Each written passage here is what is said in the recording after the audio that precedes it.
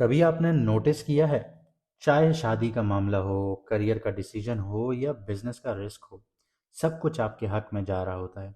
लेकिन and time पर कुछ ऐसा होता है कि सब कुछ रुक जाता है और जब आप अपने आप को इवैल्यूएट करते हैं, अपनी चीज़ों को इवैल्यूएट करते हैं, तो ऐसा लगता है कि आप दोबारा ज़ीरो पर खड़े हैं। इस वजह से फिर आपको एंजाइटी भी होती है, डिप्रेशन भी होता है, इंसोम्निया भी देखने को मिलता है और सॉलिट्यूड में जाने की भी ख्वाहिश रहती है। और क्रिएटिविटी भी आपके दिमाग में होती है, लेकिन सही डायरेक्शन ना होने की वजह से कन्फ्यूजन का भी शिकार हो जाते हैं।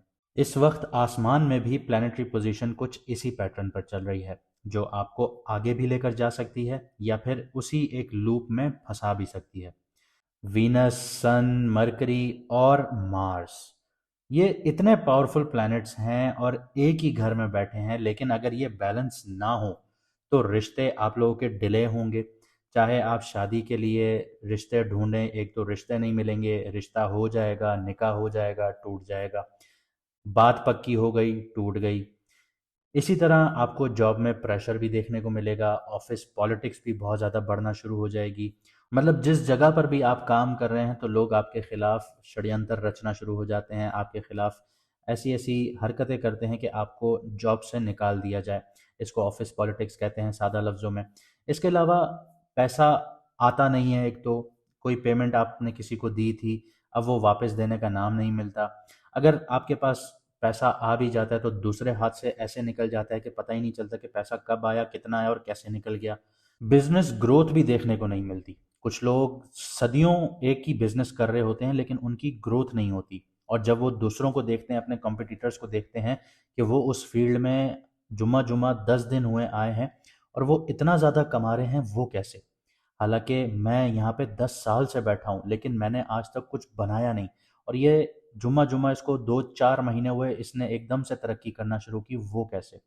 तो इन सब चीज़ों का राज जो होता है वो प्लानिटरी पोजीशंस में होता है और उनकी अलाइनमेंट में होता है। अल्लाह ताला ने ये बहुत खूबसूरत निज़ाम बनाया है। जब तक आप इसको समझेंगे नहीं, इसके मुताबिक आगे नहीं बढ़ेंगे, तब तक आप इसी तरह एक लूप में स्टक रहेंगे। और ये जो फेज़ है, ये जो प्लानिटरी पोजीशन है, ये इमोशनली चलने वालों को बहुत ज़्यादा टेस्ट करेगा और स्ट्रेटेजिकली चलने वालों को ऊपर उठाएगा। और सबसे इम्पॉर्टेंट बात यह है कि जो मार्स का ट्रांजिट है, ये आप सबको एक सिंपल ट्रांजिट तो लग सकता है, लेकिन इसका जो रिजल्ट होगा वो हर किसी के लिए अलग होगा। इसकी एक छोटी सी मिसाल ऐसे देता हूँ कि 2024 में अक्टूबर से जो मार्स था वो कैंसर में आया था। हालांकि उसके नीच का घर है, काफ़ी लोगों को ऊपर उठाया और कई हद तक लोगों को इसने बिठा दिया, पैसा रोक दिया, शादियां नहीं हो रही, घरों में लड़ाई होने शुरू हो गई, कारोबार ख़त्म होना शुरू हो गए। लोगों के पास कुछ था ही नहीं। मतलब आप अपनी लाइफ के 2024 के साल उठा लीजिए, 2023 उठा लीजिए और 2025 उठा लीजिए, आप इंतहाई बुरे साल कहेंगे इनको, क्योंकि मार्स ने तकरीबन 4 से 6 महीने कैंसर में गुजारे थे। लेकिन अब मार्स का ट्रांजिट हो रहा है उसकी उच्च की राशि में, यानी एग्जॉल्टेड पोजीशन पर हो रहा है, लेकिन यहाँ पे दूसरे प्लैनेट्स भी हैं और यहाँ पे फेवर उनको मिलेगा जिनकी पर्सनल चार्ट कुंडली या जायचे में मार्स स्ट्रांग होगा। जैसे अल्लाह ताला ने हमारे फिंगरप्रिंट्स बनाए हैं, हर किसी के अलग होते हैं, इसी तरह हर किसी की कुंडलियां भी अलग होती हैं।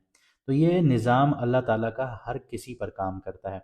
और यहाँ सबसे मज़ेदार बात यह है कि अगर आप मार्स की एनर्जी सही डायरेक्शन में यूज़ कर लेंगे तो रिश्ते स्मूथली सेटल होना शुरू होंगे, करियर भी बूस्ट होना शुरू हो जाएगा, जॉब और बिजनेस में क्लैरिटी और पैसा भी आपका स्टेबल होना शुरू हो जाएगा। लेकिन अगर आप इस चीज़ को इग्नोर कर देंगे तो वही एनर्जी आपको टेस्ट करेगी, एक्सपोज करेगी और पुश करेगी। अगर आप अपनी लाइफ में ये कॉस्मिक एडवांटेज चाहते हैं, शादी, करियर, जॉब, बिजनेस, इन सारी चीज़ों को सही डायरेक्शन में लेकर आगे बढ़ना चाहते हैं, तो आप मैडम एस्ट्रोलॉजर एन बख्श साहिबा से अपनी कुंडली जायचा बनवाकर पर्सनल गाइडेंस ले सकते हैं। ये फेज़ अपने फेवर में कन्वर्ट कर सकते हैं। स्क्रीन पर जो व्हाट्सएप नंबर आ रहा है आपके पास, उस पर मैसेज कर कर अपॉइंटमेंट बुक करवा सकते हैं। इसके अलावा कुछ खसूसियात मैं आपको बताता हूँ मार्स के बारे में, यानी मरीख के बारे में, यानी मंगल के बारे में। अल्लाह ताला ने ये निज़ाम कुछ ऐसा बनाया है कि मार्स के अंदर जो खसूसियात रखी हैं इंसान के ऊपर काम करने के लिए, वो ऐसी हैं कि मार्स इंसान के अंदर हिम्मत पैदा करता है, एनर्जी पैदा करता है, एक्शन का प्लैनेट है बेसिकली, इनिशिएट करने का प्लैनेट है। और जितने भी आपके बोल्ड डिसीजंस होते हैं कि आपने बिना सोचे समझे कदम आगे बढ़ा दिए, ये उसके लिए रिस्पॉन्सिबल होता है। और कैप्रिकॉन जैसे साइन में इसकी जो एनर्जी है वो डिसिप्लिन फॉर्म में आ जाती है, स्ट्रेटेजिक फॉर्म में आ जाती है। अगर आप देखें किसी का मार्स इंतहाई खराब हो तो वो इंसान किसी को मारने से भी पीछे नहीं हटेगा। लेकिन कैप्रिकॉन में जब ये मार्स होता है तो ये सारी चीजें कंट्रोल हो जाती हैं, क्योंकि मार्स नेचुरली एग्रेसिव है, इम्पल्सिव बिहेवियर है ना मार्स के अंदर। लेकिन जब कैप्रिकॉन में होता है तो कैलकुलेटिव मूव इसके ज्यादा हो जाते हैं, गोल्स अचीव करने की इसके अंदर हिम्मत होती है, डिटर्मिनेशन होती है। यहाँ पे आपको एक और चीज बताता हूँ कि आपने कुछ लोग देखे होंगे कि कोई काम इनिशिएट करते हैं और बीच में छोड़ देते हैं, लेकिन जिसका मार्स बहुत अच्छा होगा, एग्जॉल्टेड होगा, तो वो अपने चैलेंजेस को, अपने जो उसने कदम उठाए हुए हैं वो उनको डिटर्मिनेशंस के साथ पूरा करेगा, अपने गोल्स अचीव करेगा, लॉन्ग टर्म लेके चलेगा। एग्जॉल्टेड मार्स जो होता है सस्टेनेबल रिजल्ट्स देता है। यहाँ पे चाहे आपने किसी भी तरह से गवर्नमेंट जॉब में जाना है, कम्पिटिटिव एग्जाम्स देने हैं, कुछ भी करना है, ऐसा इंसान तब तक हार नहीं मानेगा जब तक ये चीज़ें पूरी नहीं करेगा। इसके अलावा ऑब्स्टिकल्स को डायरेक्टली फेस करता है। कोई आगे से आपको थ्रेट देगा, आपका मार्स बहुत अच्छा है, आप बिना डरे आप उसके सामने खड़े हो जाएंगे। और अगर आपका मार्स खराब होगा तो आपके दिल में डर बैठ जाएगा और आप आगे बढ़ नहीं पाएंगे। इसके अलावा मार्स कुंडली में जो फंक्शन प्ले करता है वो आपके ब्लड का करता है, आपको ब्लड से रिलेटेड इश्यूज का करता है, फिजिकल वाइटलिटी का करता है, आपकी करेज का करता है। तो इसमें आपकी हेल्थ ओवरऑल आ जाती है, ब्लड से रिलेटेड आपका स्टेमिना आ जाता है, आपकी बहादुरी का इंडिकेटर आ जाता है, करेज का इंडिकेटर आ जाता है। और कैप्रिकॉन में मार्स डिसिप्लिन लाइफस्टाइल और इंड्योरेंस को स्ट्रेंथन करता है। इसके अलावा छोटी सी चीज़ आपको ये बताता चलूँ कि हमारा सितारों का सफ़र दूसरा चैनल भी यूट्यूब पर है, आप वो भी सब्सक्राइब कर लीजिए, क्योंकि एक सीरीज़ इधर तो एक सीरीज़ उधर आएगी, ताकि आप लोग कंफ्यूज ना हो और आप लोग एक प्लैनेट्स की पैटर्न्स को फॉलो करते हुए अपनी लाइफ को बेटर बना सकें। मार्स कभी भी किसी भी घर में ट्रांजिट करता है तो ऑलमोस्ट 40 डेज वहाँ पे रहता है, और 16 जनवरी 2026 को मार्स ट्रांजिट कर चुका है कैप्रिकॉन में। आइए समझते हैं कि इसका असर आपकी कुंडली पर क्या पड़ रहा है। अब बात करते हैं कैप्रिकॉन मून साइन वालों की, यानी कि मकर राशि, यानी कि बुर्ज जद्दी वालों की। मार्स शर्फ में आ चुका है आपके पहले घर में, यानी कैप्रिकॉन के लिए जो फेज स्टार्ट हुआ है वो self, personality, physical energy, confidence, health, Vitality और इनिशिएटिव्स का टाइम स्टार्ट हुआ है।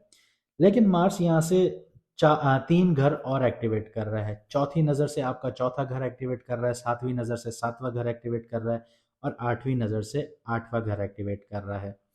चौथी नज़र से जो चौथा घर एक्टिवेट कर रहा है तो घर में आपके लड़ाई झगड़े भी देखने को मिल सकते हैं। लेकिन मार्स जो बैठा है वो बैठा है अपने शर्फ के घर में, तो लड़ाई झगड़ों से ज़्यादा अब आप स्ट्रेटेजिक होके सोचेंगे। अब आप ये नहीं करेंगे कि आप किसी से भी उठ के लड़ना शुरू करें, लेकिन आपको चिड़चिड़ाहट ज़रूर महसूस होगी, लेकिन आप स्ट्रेटेजिक वे में इसको आगे कंटिन्यूएशन में लेके जाएंगे कि आपने इसको डील कैसे करना है।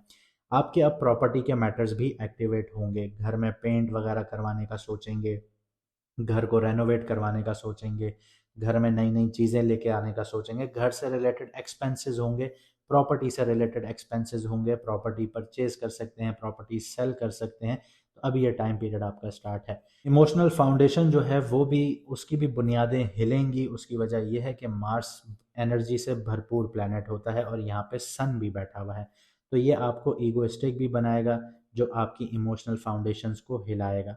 माँ के साथ लड़ाई झगड़े भी हो सकते हैं, लेकिन उसमें आपने थोड़ा सा एहतियात करना है।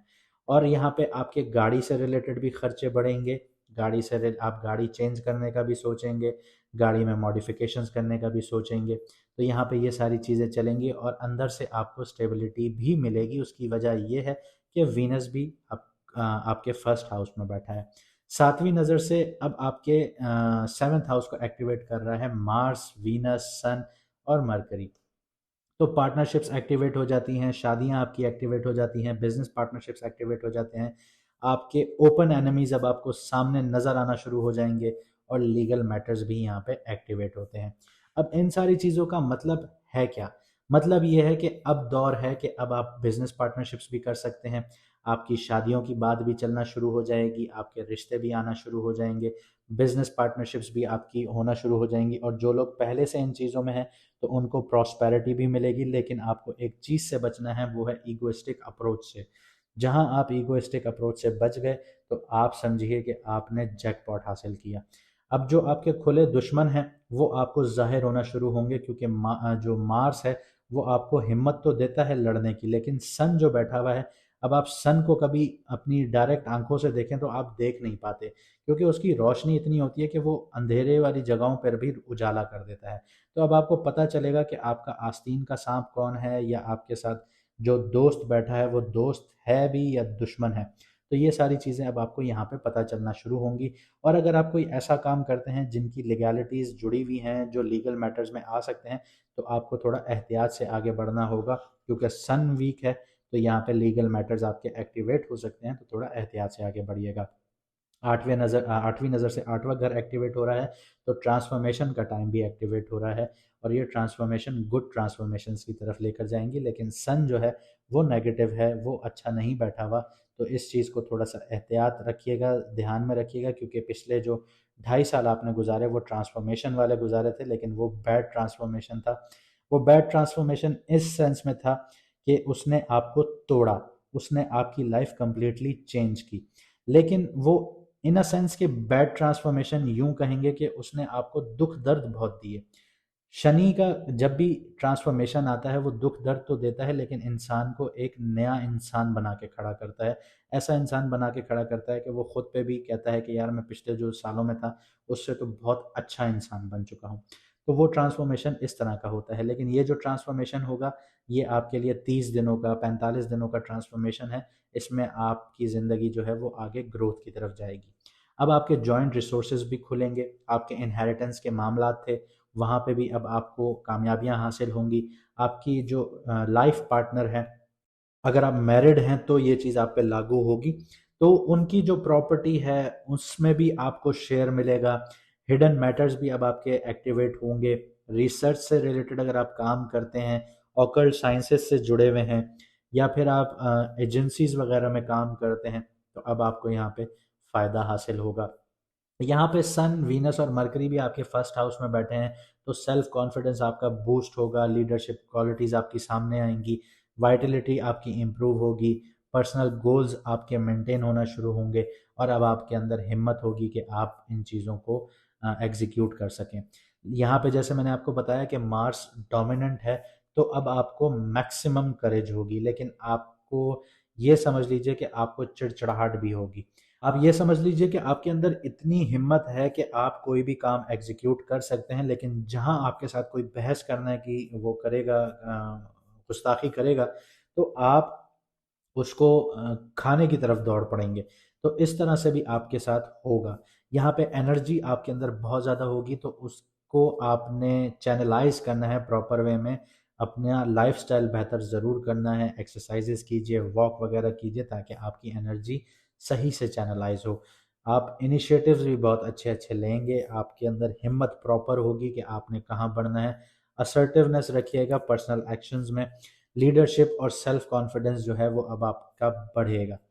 सन जो है जैसे मैंने आपको बताया वीक है, तो यहाँ पे ईगो और प्राइड भी देगा आपको कि आप सबसे बेहतर हैं, लेकिन ये चीज़ आपने नहीं सोचनी, क्योंकि जो आपका ज़ोडिएक है कैप्रिकॉन, उसका जो लॉर्ड है वो सैटर्न है। तो सैटर्न और सन की नहीं बनती, इसीलिए आपने कभी भी ये नहीं सोचना ज़िंदगी में कि आप दूसरों से बेहतर हैं। जिस दिन आपके दिमाग में ये चीज़ आ गई कि आप दूसरों से बेहतर हैं, उस दिन आप अपनी ज़िंदगी में पीछे जाना शुरू होंगे। जो सैटर्न है वो एक मजदूर की तरह काम करता है, लेकिन जज प्लैनेट होता है, इंसाफ पसंद होता है। तो आपके अंदर ये क्वालिटीज़ भरपूर तरीके से हैं कि आप इंसाफ पसंद हैं, एक आप मजदूर की तरह काम करते हैं। तो जिस दिन आप अपने इस चीज़ को समझ जाएंगे कि आपने सिर्फ काम करना है खामोशी से, आपको किसी और से कोई मतलब नहीं है, आप हर किसी से अच्छे नहीं हैं, दुनिया में आपसे भी लोग अच्छे बैठे हुए हैं, लेकिन आप अपना काम ईमानदारी से करते हैं, उस दिन आप कामयाब हो जाएंगे। इधर वीनस और मरकरी भी बैठा हुआ है, तो स्ट्रैटेजी, प्लानिंग और कम्युनिकेशन, ये चीज़ें आपने बेहतरीन करनी है अपनी। तो आपकी जितनी भी निगोशिएशंस हैं वो अब आपके लिए बेहतर होना शुरू हो जाएंगी। बस आपने दिमाग में दो चीज़ें रखनी हैं कि आपने स्ट्रेटजी के साथ और डिसिप्लिन के साथ आगे बढ़ना है, तो आपको लीडरशिप अपॉर्चुनिटीज़ भी मिलेंगी, फाइनेंशियल गेन्स भी मिलेंगे, कोलैबोरेशंस भी आपकी कामयाब होंगी और ट्रांसफॉर्मेशन भी आपके हक में होगी। लेकिन अगर आप इम्पल्सिव हुए, ईगो ड्रिवन हुए, रिएक्टिव हुए, तो आपकी लड़ाई झगड़े भी होंगे, आपके कामों में देरियां भी होंगी जो पिछले 5-7 साल आप देखते आए। इसके अलावा पार्टनरशिप्स में इश्यूज भी देखने को मिलेंगे और फाइनेंशियल हर्डल्स जो हैं वो बरकरार रहेंगी। रेमेडीज की बात करूं तो हर ट्यूसडे वाले दिन आप लोग लाल चीज़ का सदका या दान करें। लाल चीज़ कोई खाने वाली ले लें, लाल दाल हो गई, वो किसी गरीब को सदका या दान करें। इसके अलावा आप लोग एक्सरसाइजेस कीजिए लाइट, ठीक है, बहुत ज़्यादा हैवी एक्सरसाइजेस ना कीजिए। स्ट्रैटेजिक एक प्लान बनाइए, जैसे मैंने आपको बताया कि स्ट्रैटेजिक प्लान बनाइए कि आपने एक्सरसाइजेस कौन सी करनी है, चाहे आप वेट लॉस करना चाहते हैं या आप ग्राउंडिंग प्रैक्टिसेस करना चाहते हैं या अपनी एनर्जीज को आप लोग डायरेक्शंस देना चाहते हैं, तो वॉक कीजिए, आप लोग ब्रिस्क वॉक कीजिए या आप लोग हाइकिंग कीजिए। तो आप लोग खुद डिसाइड कीजिए आप लोगों ने करना क्या है। तो इस चीज़ को एक स्ट्रैटेजिक फॉर्म में लेके आइए, उसको डिसिप्लिन से फॉलो कीजिए और इन चीज़ों पर आप लोगों ने बहुत ज़्यादा ध्यान देना है, लेकिन सदका और दान इन चीज़ों को आपने कभी नहीं छोड़ना।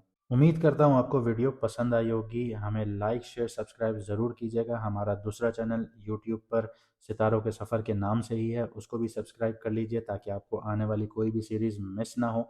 और हमें सब्सक्राइब इसलिए भी कर लीजिए कि हम लाइव जब आएंगे तो आपके लिए आसानी हो कि आप हमसे डायरेक्टली क्वेश्चन आंसर्स पूछ सकते हैं।